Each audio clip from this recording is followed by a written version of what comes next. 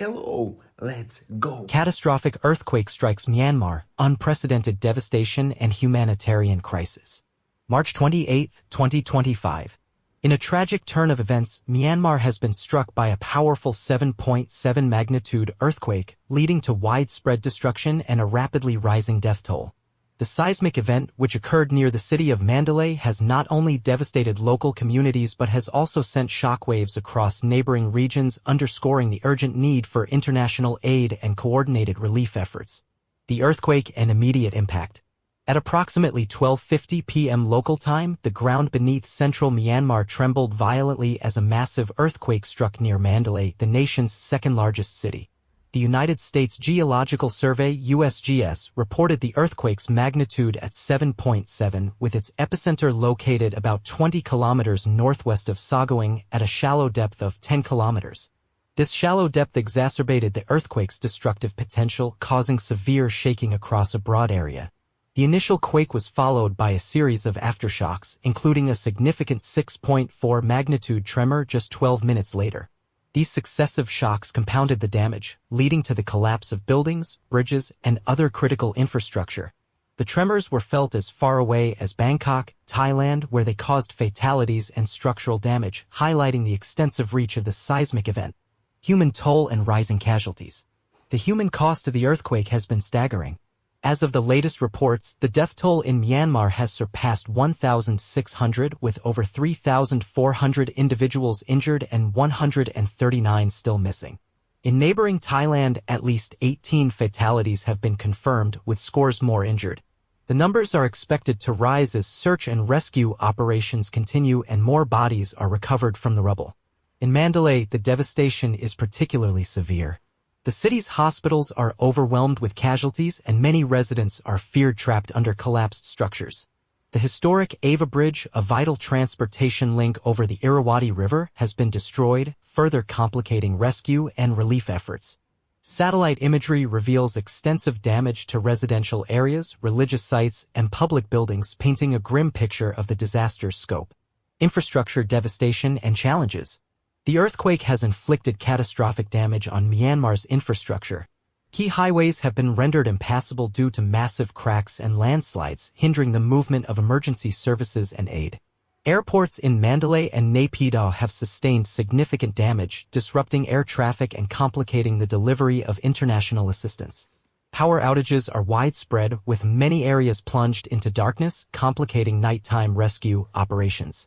Communication networks have been severely disrupted, making it difficult for survivors to contact loved ones and for authorities to coordinate response efforts. The collapse of the Ava Bridge has isolated communities, making ground access to some of the worst-hit areas nearly impossible. International response and aid efforts.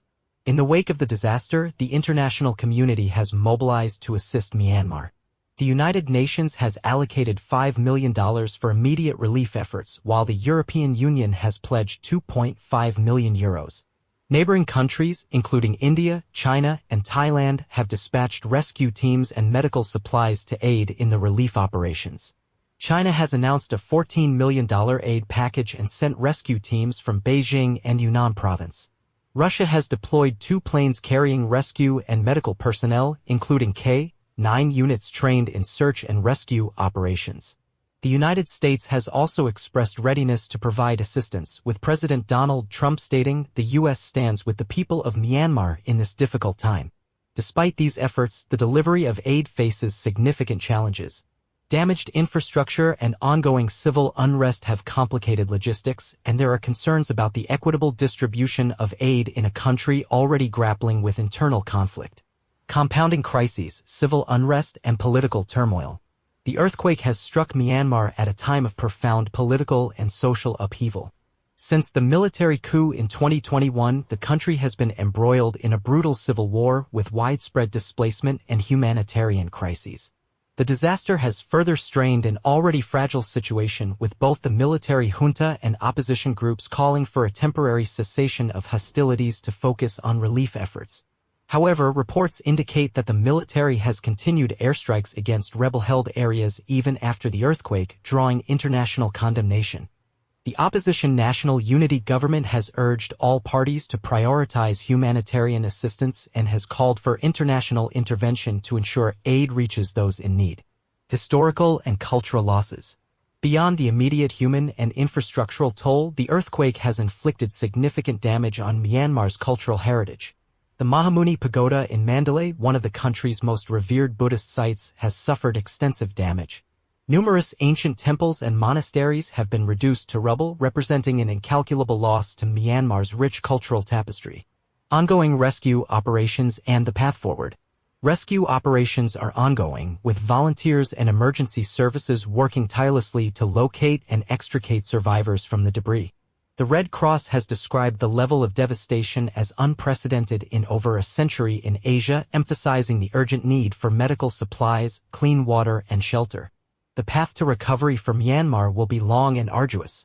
Rebuilding infrastructure, restoring services, and addressing the psychological trauma inflicted by the disaster will require sustained effort and international support. The earthquake has laid bare the vulnerabilities of a nation already beset by conflict and poverty, underscoring the critical need for resilience building and disaster preparedness in the face of natural calamities. Conclusion. The March 28 earthquake in Myanmar stands as a stark reminder of the devastating power of natural disasters and the profound impact they can have on human lives and societies. As the country grapples with the immediate aftermath and begins the long journey toward recovery, the solidarity and support of the international community will be indispensable in helping Myanmar heal and rebuild. Note, this article is based on information available as of March 31, 2025. The situation is evolving and casualty figures and other details may change as more information becomes available. Opinion. The Myanmar earthquake is more than a natural disaster, it is a wake-up call for a collapsing state and a complacent world. The recent 7.7 magnitude earthquake that struck Myanmar has revealed more than just the fragility of buildings and infrastructure, it has torn open the deeper fault lines in a country crippled by authoritarianism, neglected by the international community, and continuously battered by climate and conflict-related disasters. As the world watches Myanmar's cities crumble and its citizens dig through the rubble with their bare hands, a haunting question emerges: was this devastation inevitable? Natural disasters are, by definition, unpredictable and uncontrollable. Earthquakes, especially those of such high magnitude, are acts of nature. But the outcomes of these disasters, the death tolls, the infrastructure collapse, the inability to respond adequately, are all deeply influenced by human factors. The Myanmar earthquake may have started with tectonic plates, but its catastrophe was authored by decades of political instability, authoritarian governance, systemic neglect, and an international community that long ago turned its back on Myanmar. A nation already on its knees.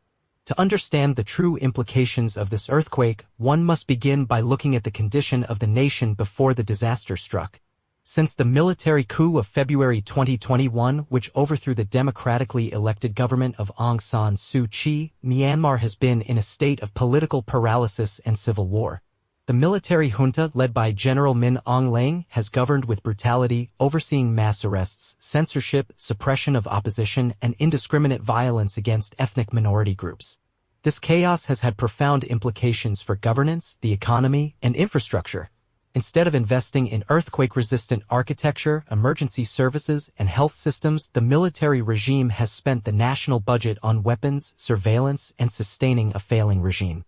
Entire swathes of the country, especially ethnic regions such as Chin, Kachin, Shan, and Rakhine states, have been intentionally left without proper roads, schools, hospitals, or emergency plans, often as acts of military punishment or systemic neglect. Thus, when the earthquake struck, it didn't just shake buildings. It collapsed a system that had already been gutted from within. Failure of governance. The most jarring aspect of Myanmar's current tragedy is the sheer absence of a coordinated national emergency response. The central government has been slow to react, partly because its administrative capabilities have been hollowed out by years of corruption and war, and partly because the regions most affected by the quake are not necessarily loyal to the junta. Reports from the ground indicate that in some areas it is civilian militias and volunteers, not government forces, who are doing the rescuing. There is also evidence that the junta has restricted the flow of humanitarian aid to territories held by ethnic resistance armies or the opposition-led National Unity Government, NUG. This is not the first time a government has weaponized disaster, but in Myanmar, it illustrates the perverse logic of a regime that would rather see its people die than empower rival authorities to save them. The result is a fractured and chaotic relief effort where aid is distributed along political lines and where access to basic medical care depends on allegiance rather than need. Infrastructural fragility. It is worth reflecting on how an earthquake of this size would have impacted a nation with stronger infrastructure and better preparedness. In countries like Japan or Chile, which sit atop similarly volatile fault lines, earthquakes are routine but rarely catastrophic. Buildings are constructed with seismic standards, evacuation routes are well-marked, drills are common, and local governments have rapid response protocols. In Myanmar, none of these systems are in place. This is not just an indictment of the current regime but of decades of underinvestment and state failure. Myanmar has long ranked among the world's poorest countries. Though it briefly opened up in the 2010s and saw a flurry of foreign investment and economic growth, the gains were shallow and unequally distributed. Most of the rural population, over 70% of the country, still lives in vulnerable housing, far from hospitals, and with minimal access to state services. Their homes stood no chance when the quake came. The cost of global apathy. Beyond internal governance, the international community must also shoulder some of the blame for what is unfolding in Myanmar. After the 2021 coup, many Western governments imposed sanctions on the junta, ceased diplomatic recognition, and suspended humanitarian projects. While these moves were well-intentioned, aimed at punishing the military for its anti-democratic actions, they inadvertently cut off aid pipelines and weakened civil society. Humanitarian funding dropped significantly just as the country was spiraling into deeper crisis. Even worse, the world has largely forgotten Myanmar. With wars in Ukraine and Gaza, an economic crisis in Sri Lanka, and rising tensions over Taiwan, Myanmar has disappeared from international headlines. Media coverage is sparse and global attention has been fleeting. This collective abandonment has emboldened the junta, silenced the democratic opposition, and left the people of Myanmar to fend for themselves. Now, as bodies pile up in the streets of Mandalay and Sagaing, the consequences of this indifference are on full display. Environmental factors and the era of compound disasters. We must also acknowledge that the Myanmar earthquake occurred within a broader pattern of increasing natural disasters linked to climate change and environmental degradation. While earthquakes are not caused by climate change, their impacts are often worsened by it. In Myanmar, deforestation has made landslides more likely in the wake of quakes. Overcrowded urban slums driven by climate-induced rural migration have created unsafe housing conditions. Myanmar has already been battered by floods, cyclones, and extreme heat waves in recent years. In 2008, Cyclone Nargis killed over 138,000 people, largely due to the military's refusal to accept international aid or warn the population in time. The lesson should have been learned then. Instead, history has repeated itself as Myanmar suffers yet another humanitarian disaster made worse by the convergence of political failure and environmental vulnerability. Long-term consequences. The long-term implications of this earthquake are immense. First and foremost, there will be a massive refugee crisis. With tens of thousands left homeless and entire towns rendered uninhabitable, internal displacement will surge. Already, Myanmar has over 2 million internally displaced persons due to conflict. The earthquake could double this number, placing further strain on neighboring countries like Thailand, India, and Bangladesh, which are already struggling to manage cross-border migration. Second, the disaster may accelerate the country's political collapse. If the junta cannot manage the crisis, and early evidence suggests they cannot, it will lose what little legitimacy remains. This could empower the resistance but also provoke harsher crackdowns and more violence. Some analysts even fear a descent into full-scale anarchy where warlords and militias govern separate regions of the country. Third, the psychological trauma of this disaster will be long-lasting. Myanmar's people have endured war, dictatorship, genocide, and now natural disaster. Mental health support is virtually non-existent and entire generations are growing up in a state of constant crisis. The cumulative effects on education, productivity, and national identity are immeasurable. The road ahead. So what's to be done? First, the international community must act decisively and urgently. Aid should be sent immediately, not through the junta but via independent organizations and NGOs that can ensure equitable distribution. Visa requirements should be waived for humanitarian workers, and digital tools like satellite imagery and AI mapping must be used to coordinate relief. Countries like China, India, Thailand, and Singapore must open their borders temporarily to earthquake refugees. Second, political solutions must not be delayed. The earthquake should be a catalyst for renewed diplomatic engagement aimed at resolving the civil war and restoring democratic governance. The world cannot wait until Myanmar collapses entirely to intervene. It must begin rebuilding not just buildings but institutions, systems, and trust. Third, disaster preparedness must be a global priority. The Myanmar earthquake is not unique. Similar disasters will strike in other fragile states, Haiti, Nepal, Yemen, and more. The world must create a global fund for disaster response in politically unstable regions and invest in resilience even before crises strike. Final thoughts.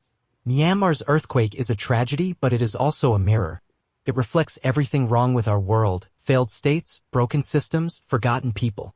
But it can also be a turning point if we allow it to be. The ground has shifted literally and figuratively. It is time for the world to do the same. This was not just an earthquake. It was a cry for help. And we would be foolish and cruel not to listen. Subscribe and like, please. Bye bye.